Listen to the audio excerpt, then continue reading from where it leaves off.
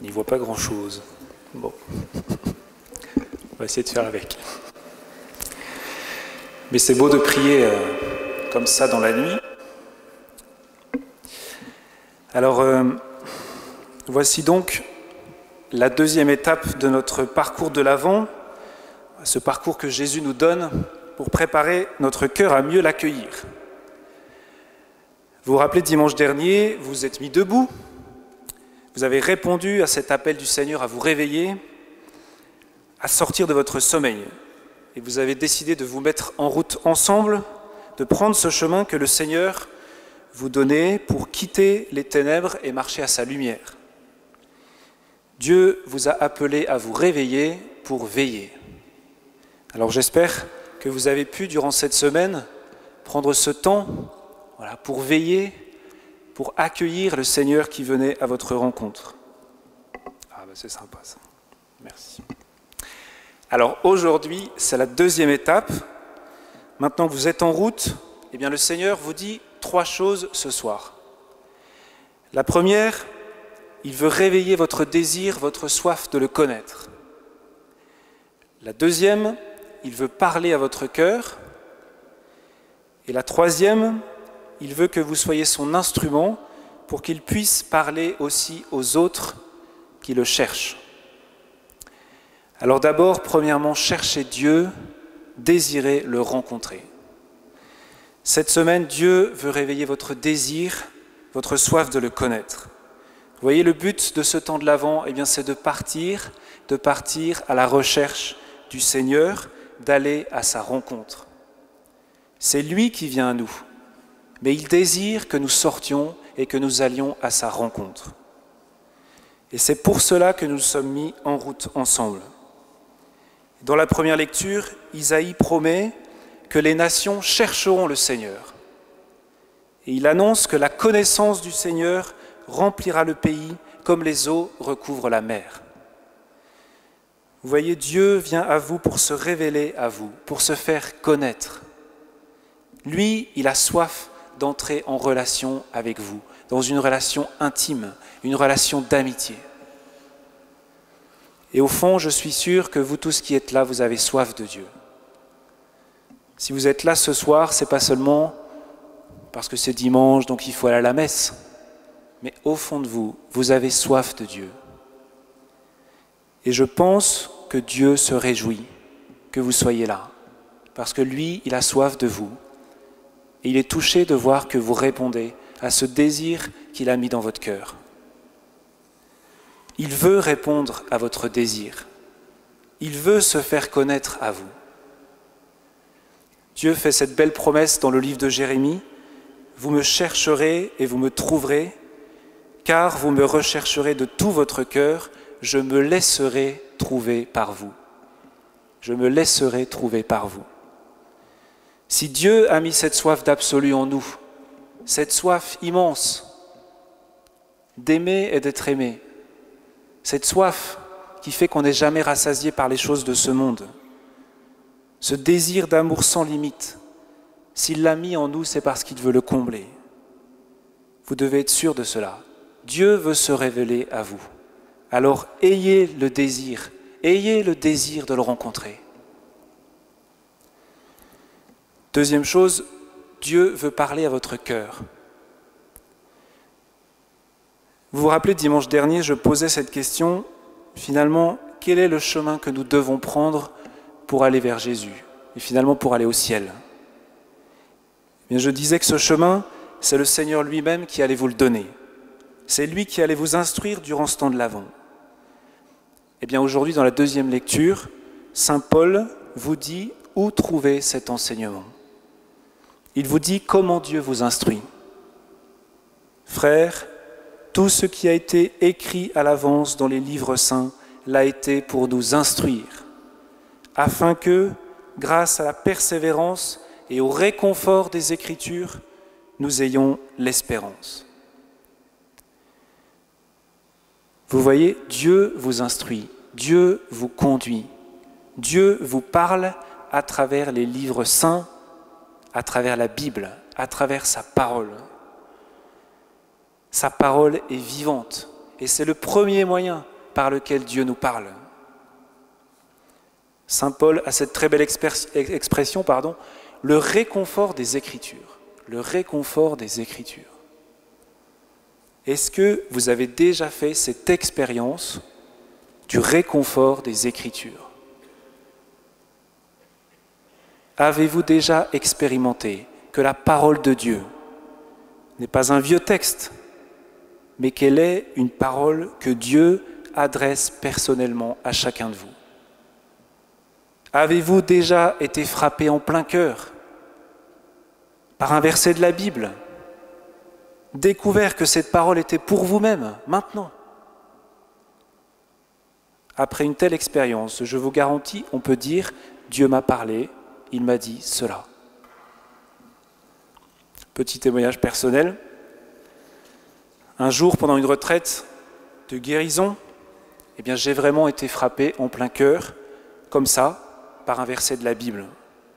Ce verset, je l'avais déjà lu ou entendu plusieurs fois, mais ce jour-là, j'ai fait l'expérience qu'il était pour moi. C'était Dieu qui me parlait. À ce moment-là, en fait, je revisitais mon enfance et je suis arrivé à un événement douloureux. Et j'ai senti que cet événement était comme un nœud dans mon existence et qu'il était à l'origine d'une pensée dont je m'étais convaincu et qui avait en fait des conséquences très négatives sur mon rapport à moi-même, sur mon rapport avec les autres. En fait, cette pensée que j'avais érigée en certitude, c'était le fait que je n'étais pas vraiment aimable, ni vraiment aimé. En tout cas, je l'étais moins que les autres, et j'avais cette conviction que je ne pourrais pas être aimé comme je le désirais, que j'étais moins aimable que tous ces autres que je jalousais. En fait, je voulais être le préféré finalement, et je ne l'étais pas. Alors au moment où j'étais replongé dans la tristesse de cet événement de mon enfance, qui était à l'origine de cette conviction néfaste mais profonde que j'avais en moi, j'ai reçu cette parole de Dieu qui est venue transpercer mon cœur. Tu as du prix à mes yeux, et moi, je t'aime. Tu as du prix à mes yeux, et moi, je t'aime. Isaïe 43, verset 4. Ce jour-là, cette parole était pour moi. Et par cette parole, Dieu est vraiment venu me visiter et me guérir. J'ai expérimenté à ce moment-là tout l'amour que le Seigneur avait pour moi, et j'ai compris que j'étais profondément aimable parce que aimé infiniment de Dieu. Et après cette retraite, j'ai vraiment vu les conséquences de cette expérience sur le rapport que j'avais à moi-même et aux autres. Je crois que Dieu, si vous ne l'avez pas encore fait, veut que vous fassiez cette expérience du réconfort des Écritures. Dieu veut parler à votre cœur. Alors à la fin de cette homélie, je vais vous proposer une démarche toute simple pour ça. Mais d'abord, troisième point, ce serait dommage de l'oublier. Dieu veut que vous soyez ses instruments. Dieu a besoin de vous pour qu'il puisse aussi rejoindre et parler à tous les autres qui, comme vous, ont soif de lui. Dieu a eu besoin de Jean-Baptiste pour que le peuple puisse accueillir Jésus. Par sa parole, il leur a permis de se convertir, de préparer leur cœur à la venue du Seigneur. En fait, vous avez tous eu des Jean-Baptiste dans votre vie. Moi, j'ai eu mes Jean-Baptiste. Vous avez tous eu des Jean-Baptiste et vous en avez encore aujourd'hui. Ces personnes qui vous aident, qui vous permettent d'accueillir Jésus. Mais Dieu veut que vous soyez aussi des Jean-Baptiste pour les autres. Il vous envoie en mission. Il a besoin de vous pour rejoindre la soif des autres, de ceux qui vous entourent, parce qu'il veut parler à eux aussi. Alors la question que Dieu vous pose ce soir, c'est « Veux-tu m'aider à rejoindre ceux que je mets sur ta route ?»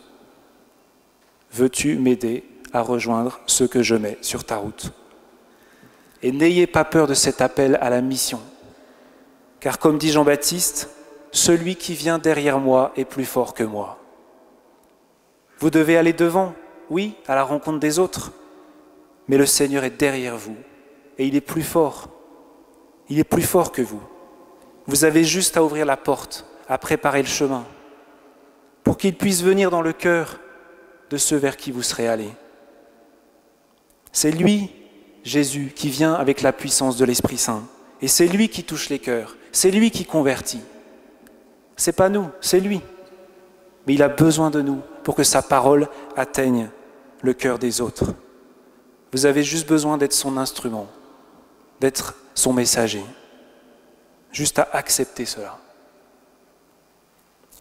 Alors entendre cet appel à la mission pendant ce temps de l'Avent et y répondre, je crois que c'est une manière de produire un fruit digne de conversion dont parlait Jean-Baptiste. Et concrètement, vous pouvez vivre ça cette semaine au cœur de cette mission du 8 décembre. Alors produire un fruit digne de conversion, ça peut être changer son programme du week-end qui vient et se dire je vais donner quelques heures pour que le Seigneur puisse toucher les cœurs de tous ceux qui rentreront dans cette église. Dieu veut faire de vous des Jean-Baptiste pour tous ceux qui entreront ici et qui, comme vous, peut-être ils ne le savent pas, mais comme vous, ils ont soif de Dieu.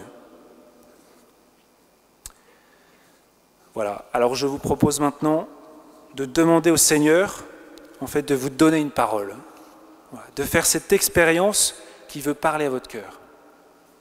Alors on va prendre un chant à l'Esprit Saint, parce que cet esprit qui repose sur le Messie, comme le dit Isaïe, et qui a inspiré ceux qui ont écrit, c'est lui qui a inspiré tous ces livres de la Bible, tous ceux qui ont écrit ces livres.